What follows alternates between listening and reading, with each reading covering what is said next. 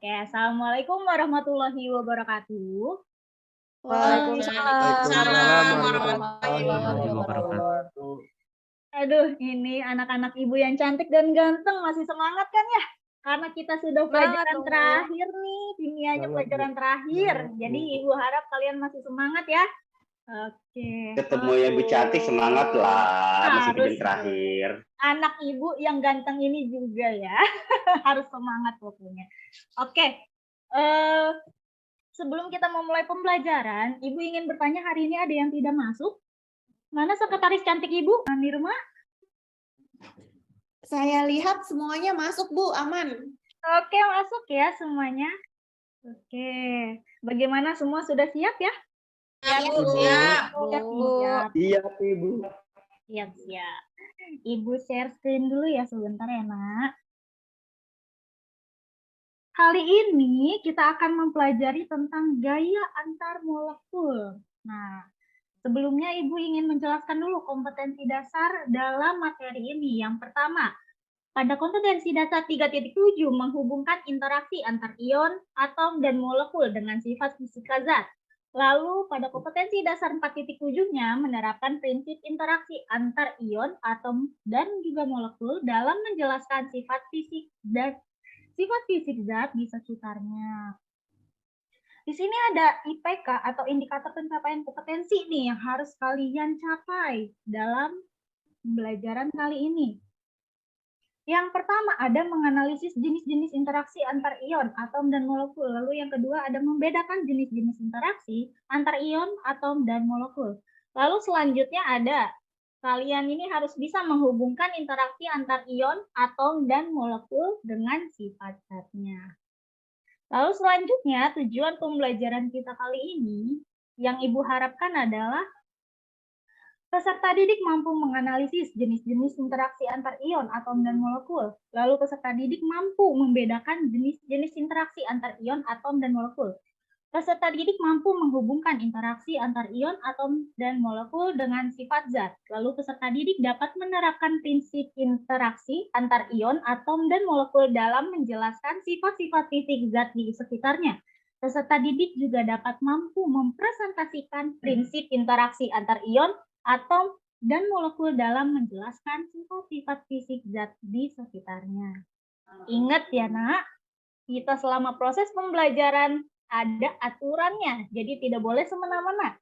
Yang pertama adalah siswa hadir di kelas tepat pada waktunya. Dan alhamdulillahnya tadi kalian tepat waktu ya, semuanya tidak ada yang telat ya.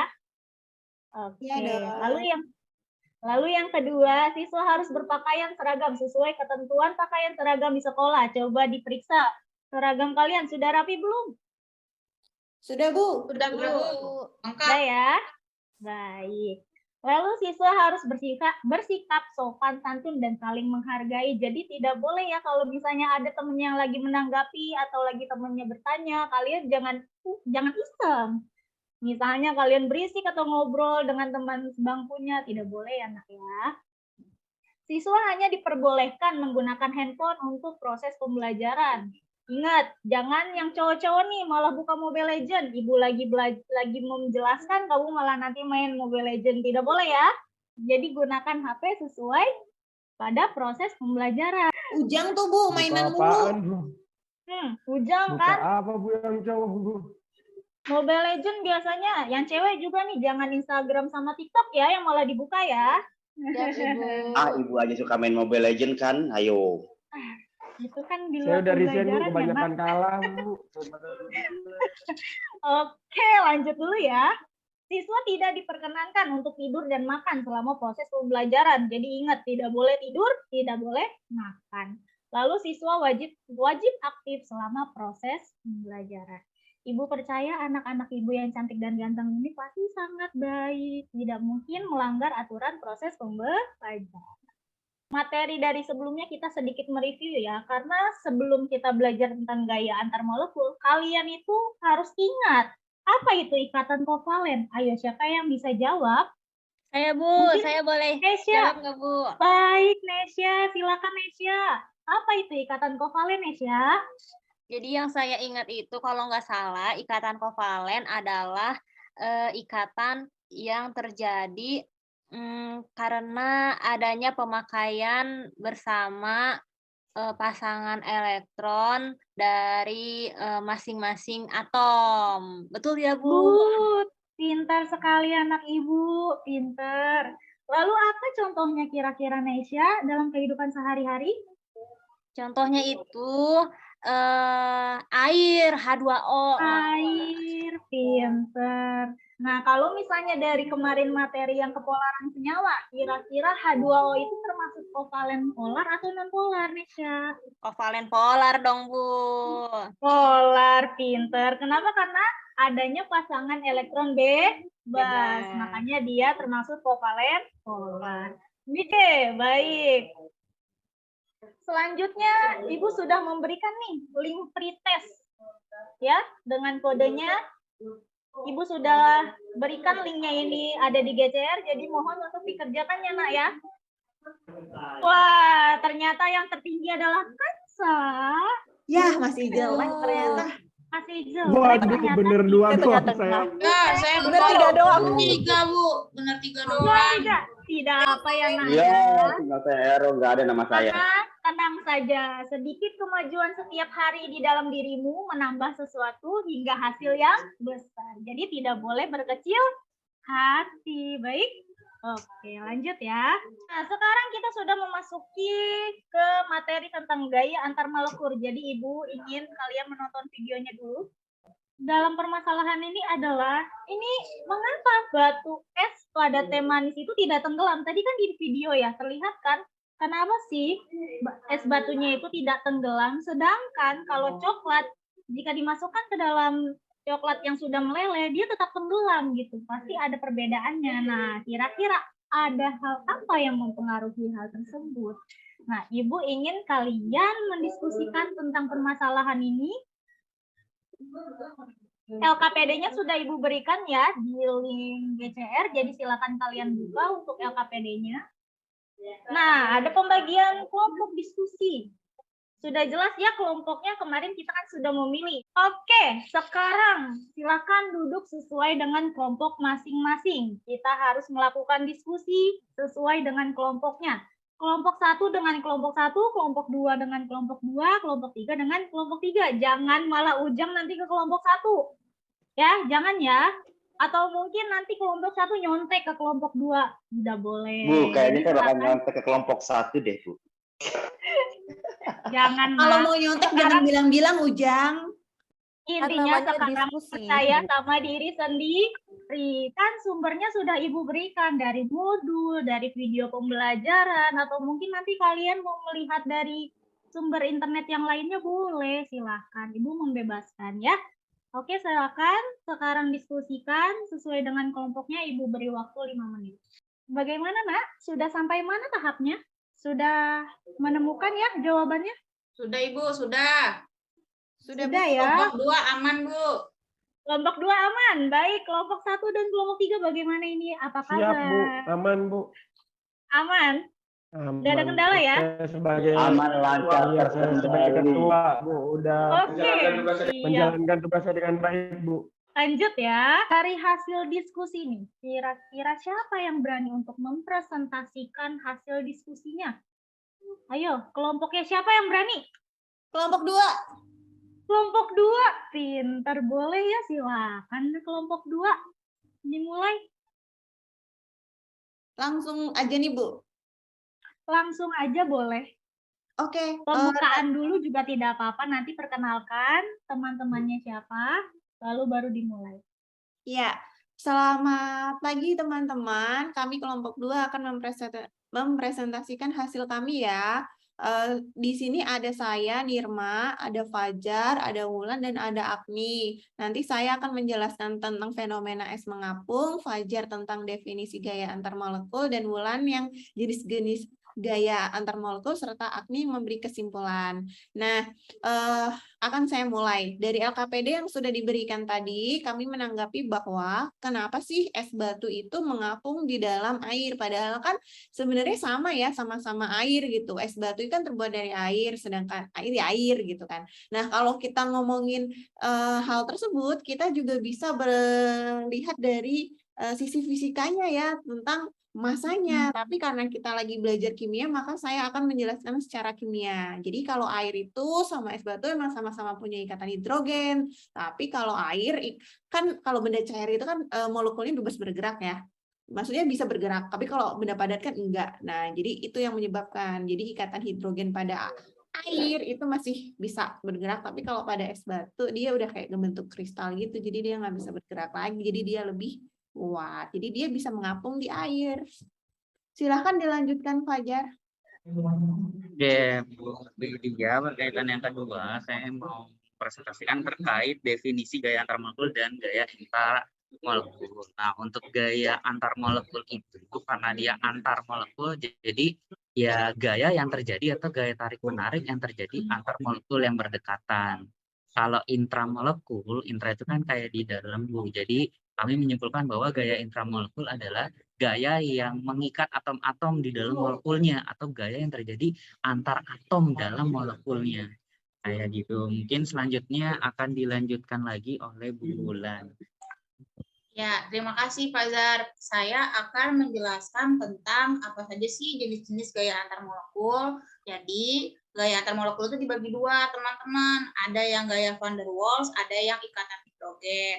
Nah, gaya van der Waals dibagi menjadi tiga. Ada yang dipol-dipol, ada dipol terimbas, ada dipol sesaat atau disebut dengan gaya London.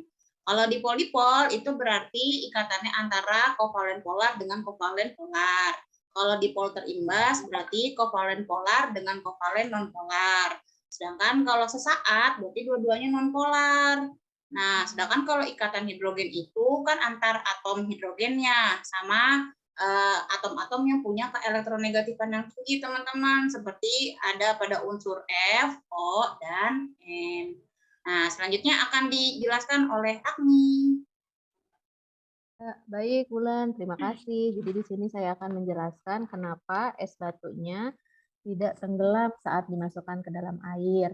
Jadi dari masalah tersebut sudah dijelaskan ya oleh Nirma dan definisi serta jenis-jenis yang dijelaskan oleh Fajar dan Wulan, maka dapat kami tarik kesimpulan bahwa es batu dapat mengapung saat di dalam air karena adanya ikatan hidrogen pada temperatur ruang. Molekul air bergerak dengan energi kinetik yang cukup besar, maka proses pendinginan akan membuat molekul menjadi kurang bebas bergerak karena energi kinetiknya menurun, lebih kaku dan tidak membutuhkan ruang banyak untuk bergerak. Hal ini yang menyebabkan pada umumnya zat padat yang dibentuk dari zat cair yang membeku akan membentuk susunan molekul yang lebih rapat dibandingkan dengan zat cairnya. Karena air memiliki sifat yang unik, yaitu memiliki ikatan hidrogen, di mana air memiliki kerapatan maksimum pada suhu 3,98 hingga 4 derajat Celcius. Apabila suhu diturunkan lagi, sifat molekul air akan semakin kaku dan kurang bergerak.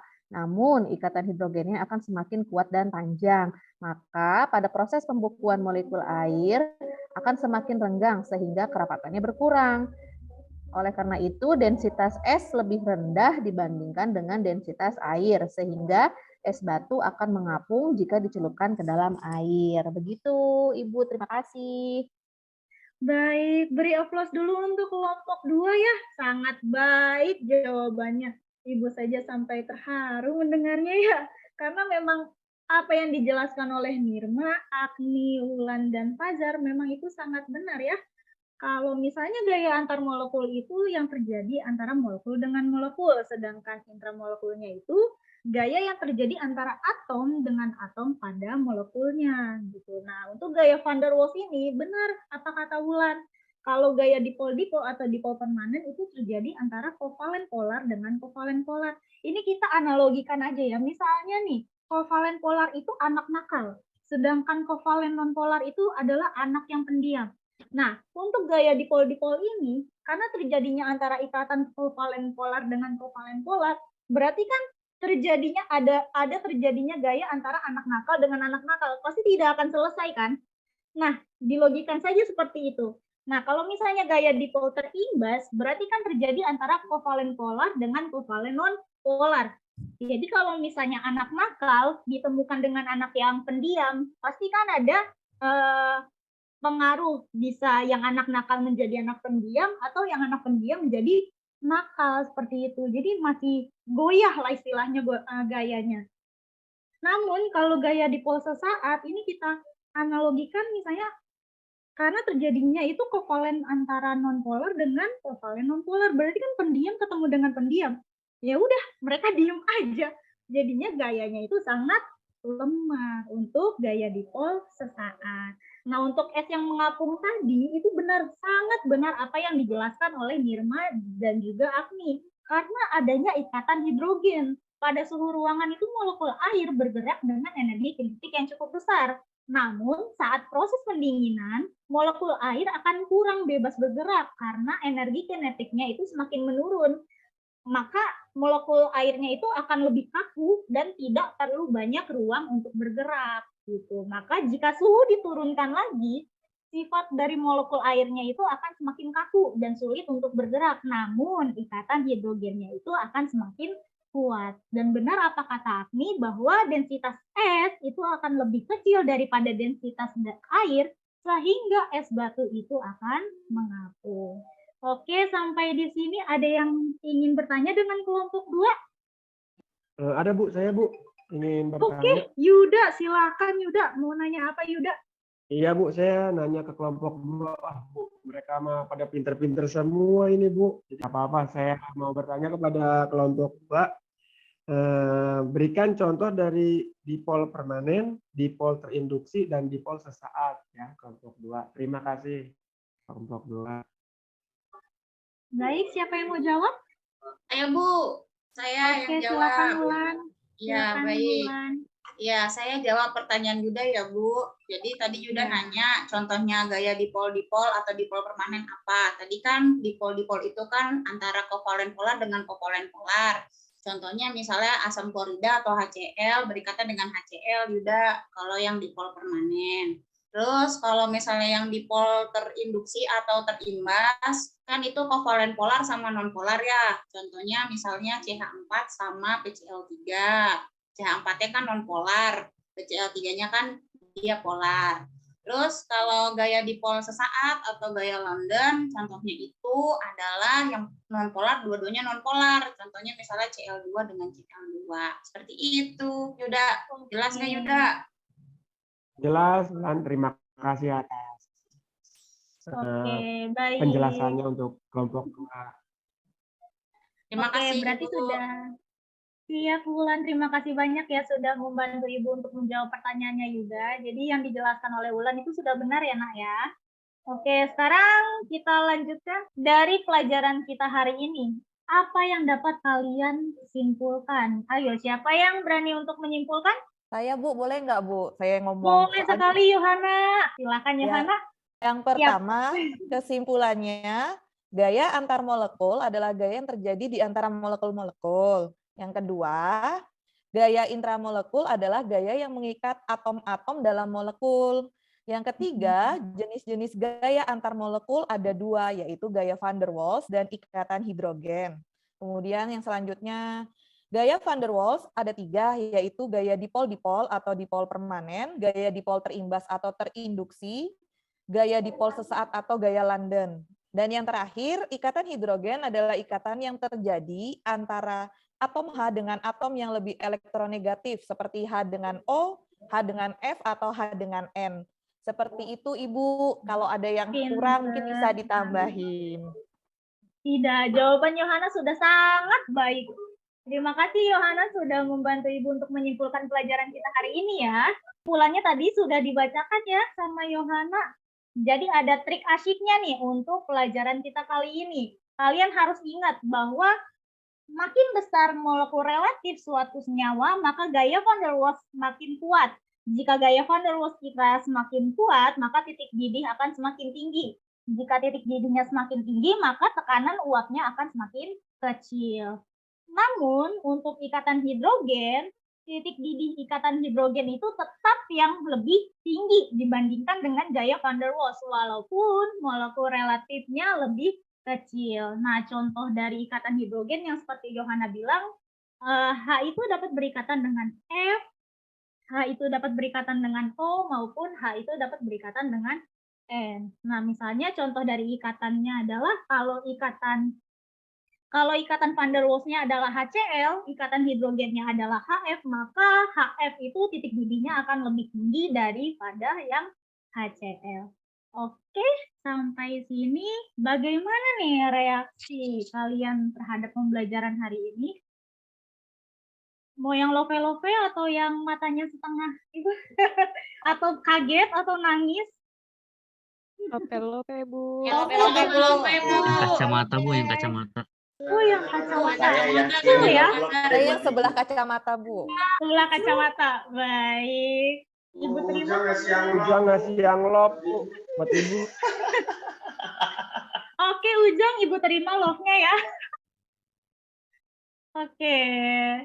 Selanjutnya kita ada post-test nih. Sebelum Ibu tutup pembelajaran hari ini, Ibu ingin mengetes kalian bagaimana hasil post-testnya. Karena tadi pretest kan sudah kita tahu ya hasilnya. Lihat ya hasilnya ya, bagaimana nih untuk post-testnya. Ternyata, alhamdulillah ada yang 100 ya, 2 orang. Fajar dengan Nirma. Beri aplaus ya buat Fajar sama Nirma. Dapat 100. Selamat, Selamat ya, Fajar. Nirma. Dan jangan lupa nanti kalian isi angket keaktifan belajar untuk pelajaran hari ini ya. Nanti untuk hasilnya akan Ibu berikan di pertemuan selanjutnya. Untuk linknya juga sudah ada di GCR, jadi kalian silakan untuk membukanya lewat GCR saja. Oke, mungkin untuk hari ini sudah selesai ya. Thanks for listen today. Jadi semangat semuanya untuk belajar yang menjadi yang lebih baik lagi karena Ibu percaya kalian itu adalah anak-anak hebat. Calon-calon generasi yang hebat. Oke. Mungkin itu aja sebelum kita tutup. Alangkah baiknya kita berdoa dulu menurut kepercayaan masing-masing. Berdoa dimulai. Selesai. Terima kasih anak-anak Ibu yang cantik yang ganteng. Semoga di minggu depan kalian tetap ya bertemu Ibu dengan senyuman yang manis. Oke, mungkin itu saja dari Ibu. Kurang lebihnya mohon maaf. Wassalamualaikum warahmatullahi wabarakatuh. Waalaikumsalam warahmatullahi wabarakatuh. Terima kasih. Terima kasih. Terima kasih. Sama-sama.